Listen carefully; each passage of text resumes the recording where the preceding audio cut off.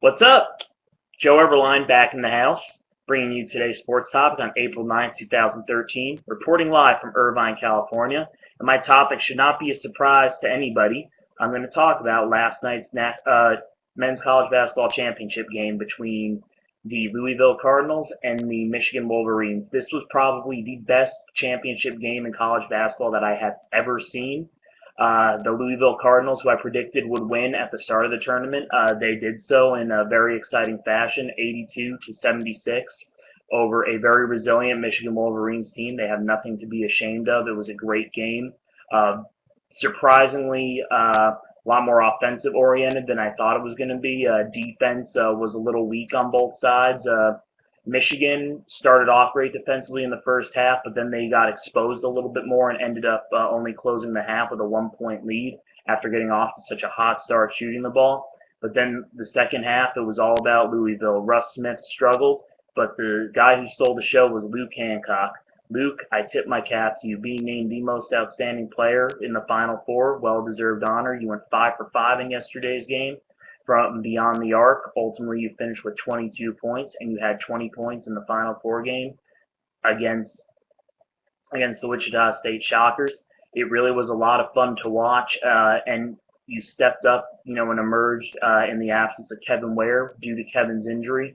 You were asked to, fulfill a few more needs on the offensive side of the ball for the Louisville offense and Rick Pitino's style of play. And Luke, you did that and more, and I tip my cap to you. And as a result, a star was reborn. Congratulations to Rick Pitino on becoming the first coach in men's college basketball history to win a national championship at two separate universities.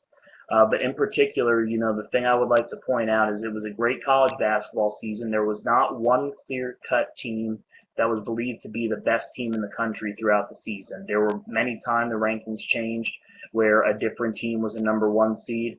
I had Louisville beating the University of Miami at the start of the tournament. That's what I thought was going to be the championship matchup.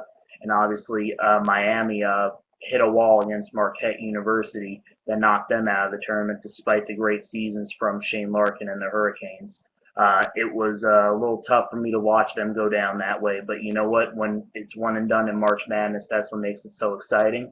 Two Cinderella story teams that really stood out in the tournament were Florida Gulf Coast University going to the Sweet 16 before being knocked off by the Florida Gators, and Wichita State as a 9 seed going to the Final Four before being knocked off by the now national champions in the Louisville Cardinals. It was a great run, as well as the tournament featured not so much just a Cinderella team, but a Cinderella story for an individual, and that being Luke Hancock, a transfer from George Mason University, who many associate George Mason University with their 2006 Cinderella story run to the Final Four before finally being eliminated. Well, Luke Hancock, you've created your own legacy now with Louisville, and as a result, you have a national championship to your credit. Congratulations, you were very humble, you handled everything very well, and congratulations to the Louisville Cardinals on a well-deserved championship run.